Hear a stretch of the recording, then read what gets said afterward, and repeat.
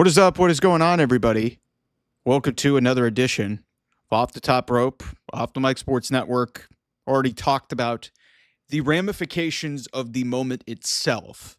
AJ Lee, to really nobody's surprise, this was one of the worst kept secrets for the last week, that AJ Lee was ultimately going to return to help her real life husband CM Punk against Becky Lynch and, Seth Rollins. And this is seemingly going to be a match 2 weeks from Saturday at WrestlePalooza. But we need to talk about, and I know this is going to be uncomfortable for some of the sickos who come after me and say that I'm way too hard on AEW, that, I'm a negativity guy, that, I only subscribe and, maybe I should stop watching AEW. Listen, I watch for wrestling and try to give you guys my honest opinion. And there's a lot of people who subscribe to this channel who are genuinely interested in this. Guys, this moment has been building for almost 2 years. This moment's been building for 2 years since CM Punk was fired by the company. It's no accident that literally we just passed the anniversary of when CM Punk, a couple things. CM Punk had his first match back in professional wrestling in 7 years. Literally, I think on this same day, September 5th, it was around this time 4 years ago. It's also no accident that this is almost right in the same timeline as, when he was fired from AEW after the whole Brawl-In incident, that he quit and then he was ultimately fired. And we've seen the footage surfaced around from 2 years ago when, the pre-tape promo from Tony Khan. It's been building for a while here that this was inevitably going to happen. And I found it real, and I talked about this earlier in the week when this seemingly, like I said, went from, a fun little rumor to almost inevitability that this was going to happen. And WWE wasn't even trying to hide it. Their WWE shop people kind of screwed it up. I don't know if that was intentional or not, but they didn't try to hide this at all. Like, this was the worst kept secret in professional wrestling for the last, 5-6 days? Like, this was happening, and it was just a matter of, it wasn't a matter of if, it was a matter of when. And this just made so much sense with it being Chicago, with, obviously WrestlePalooza. That's where they want to do this. They want to beef up that show against ESPN, and that's a whole other separate conversation. But what we need to have a conversation about is this is maybe the worst example of Tony fumbled in the history of the universe. Because you people who support Tony Khan and are going to ride or die with him, who are trying to have this revisionist history somehow that AJ Lee doesn't matter, or she's not that great, or she didn't have that much influence, and this is just a nostalgia pop. Listen, it's because you can't have it. It's because you could have had it and you blew it. And all you people who are trying to say that CM Punk, and there are people who actually believe this, which is comical, that CM Punk was one of the worst hires in AEW history. That guy still is the reason that you guys got the best ratings. He is still the biggest star that place has ever had. You never have touched ratings like that since he's been there. It's no accident that the biggest rating you've had in the last 2 years is on an episode where he was in footage from an incident that happened 6-7 months prior to that episode in April of 2024, where they showed the all-in footage.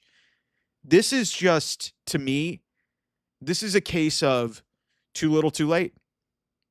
You guys blew it. Tony Khan could have easily had this happen in his company. And I'm not saying that it would have ever been like, a real legitimate rivalry. I don't know if AEW, I don't think anybody can realistically believe that AEW is actually ever going to beat WWE head to head, or if that was ever going to happen. But it would have been interesting. And what this tells me is, in the right situation, AJ Lee would have come back. And yes, is this somewhat to pop a big and, bury AEW and put them 6 feet under? Yes. WWE smells blood in the water. They know that AEW is reeling. They moved the show up 5 hours to get away from this because they know they're going to get murdered. They just had one of their lowest ratings for a non-preempted episode of Dynamite this past week. They were under 200,000 for Collision, a show that was created for CM Punk. And then here we are on a random Friday night just after Labor Day, and AJ Lee, who's barely been in wrestling outside of the Women of Wrestling thing that she was an executive producer on with Jeannie Buss, she's been out of the public limelight. She has not even thought about coming back to wrestling, or at least she hasn't wanted to. And then all of a sudden, just conveniently, Becky Lynch gets involved in the Seth Rollins CM Punk feud, and here we are. The dream scenario that we never thought would happen is here. And I can't help but think, hey, if you would have handled your business and you would have actually run the company and run a business and, maybe sorted out the issues that were going on and actually policed stuff the right way and not run it like a fanboy, and I'm talking to Tony Khan here, we wouldn't be in this situation right now. And this could have very well played out on AEW television.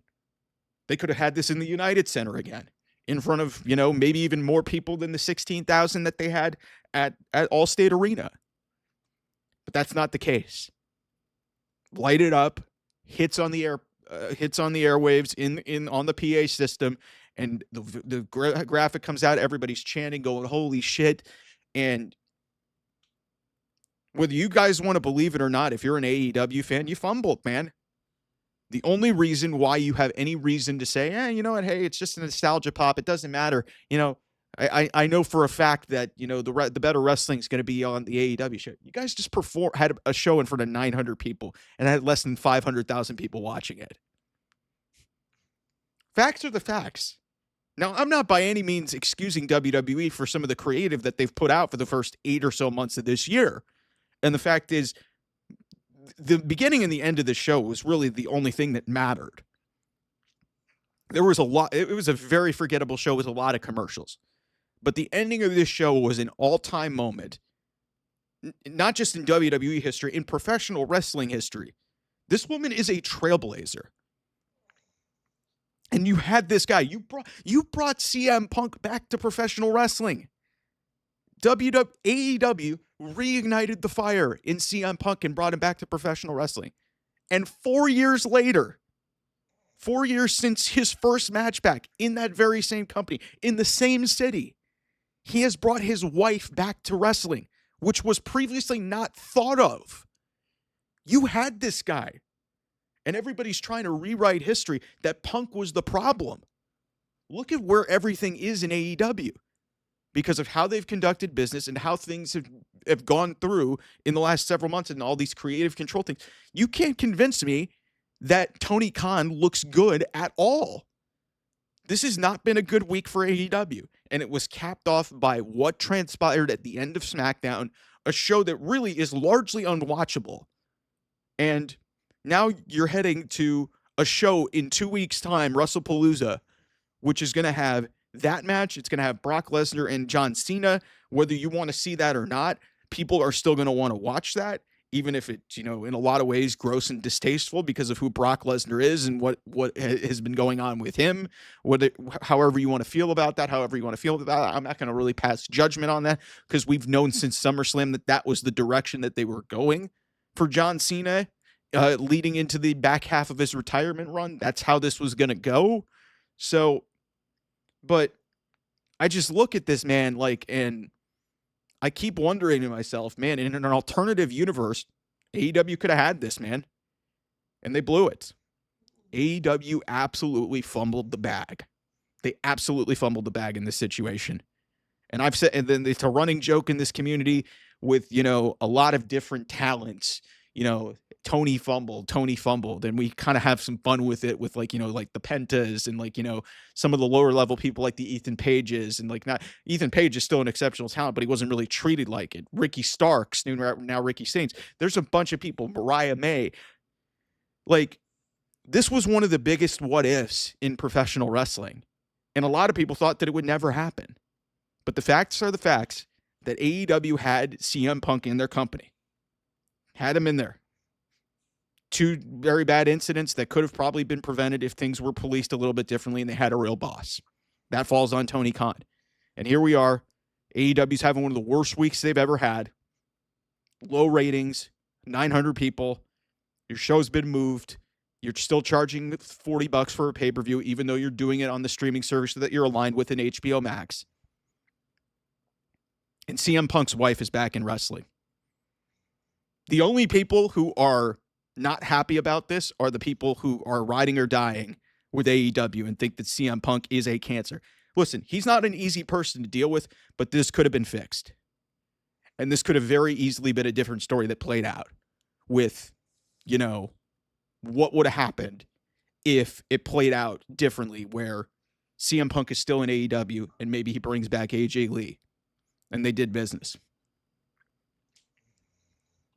However you want to feel about it, whether it's a nostalgia pop or not, you can't rewrite history. The only people that just honestly want to convince themselves that this is not that big of a deal are the ones who know that they fumbled the bag and they're bitter. The people on that side of the aisle in the AEW sense, they just know that they messed this up. It's a colossal failure, and we'll see if ultimately this is the final nail in the coffin of AEW moving forward. Anyway, thanks so much for watching. I'll see you guys soon. Bye-bye.